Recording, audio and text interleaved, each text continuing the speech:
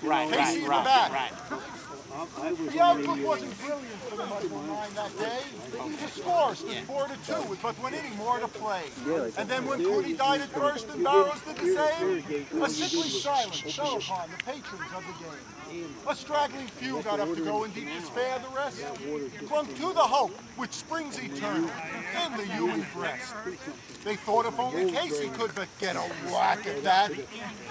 We put up even money now with Casey at the back.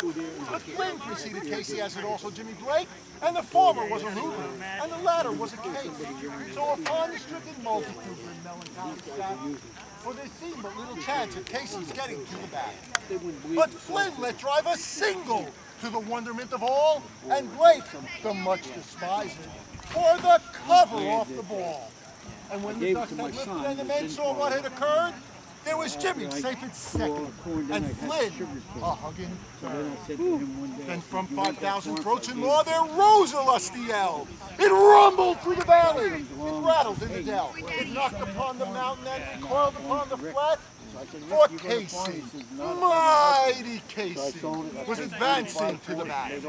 There was ease in Casey's manner as he stepped into his place. There was pride in Casey's bearing, and a smile on Casey's face. And when responding to the cheers, he lightly doffed his hat. No stranger in the crowd could doubt 'twas Casey at the bat. 10,000 eyes were on him as he rubbed his hands with dirt. 5,000 tongues applauded when he wiped them on his shirt. Then while the writhing pitcher ground the ball into his hip, defiance gleamed in Casey's eye. A sneer curled Casey's lip. And now the leather-covered sphere came hurtling through the air, and Casey stood a-watching it in haughty grandeur there. Close by the sturdy batsman the ball unheeded sped.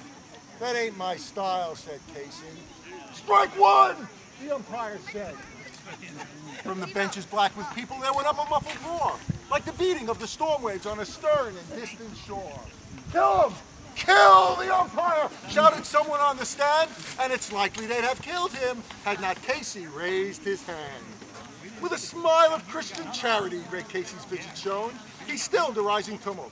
He bade the game go on. He signaled to the pitch around once more, the spheroid flew. But Casey still ignored it, and the umpire said, strike two! Fraud! Cried the maddened thousands, and echo answered, fraud! But one scornful look from Casey, and the audience was awed. They saw his face grow stern and cold, they saw his muscles strain, and they knew that Casey wouldn't let that ball go by again. The sneer is gone from Casey's lip. His teeth are clenched in hate. He pounds with cruel violence, his bat upon the plate. And now the pitcher holds the ball, and now he lets it go, and now the air is shattered by the force of Casey's blow! Oh, somewhere in this favored land the sun is shining bright. The band is playing somewhere, and somewhere hearts are light. And somewhere men are laughing, and somewhere children shout. But there is no joy in Mudville. Mighty Casey has struck out. Thank you, everyone. I'm just a volunteer with the Monroe. Want to sing a song? Yeah. Katie Casey was baseball mad. Had the feeling, had it bad. Just thinking for the hometown crew every soon. Katie Blue on a Saturday, her young beau to see if she'd like to go to see I grew up in show, Richmond. Miss Kate said no. I'll tell you what you can do. And I went to Jamaica. Did John pay you? Be out with the ball game. Be out with the crowd. Buy me some peanuts and crackers. I don't care if I live in that. Good old days. Yeah, different. This is fun though. This is really.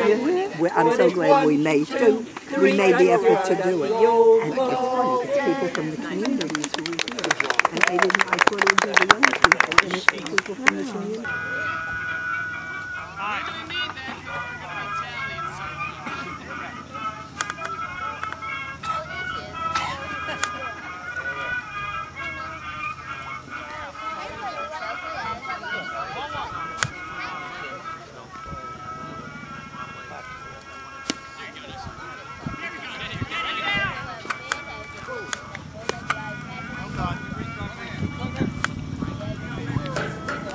Time.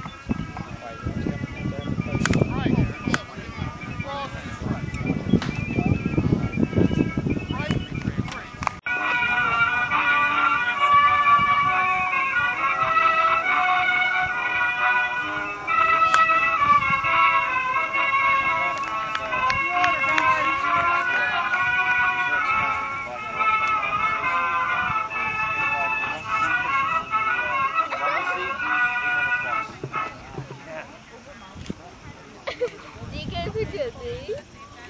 What was it? Let me see.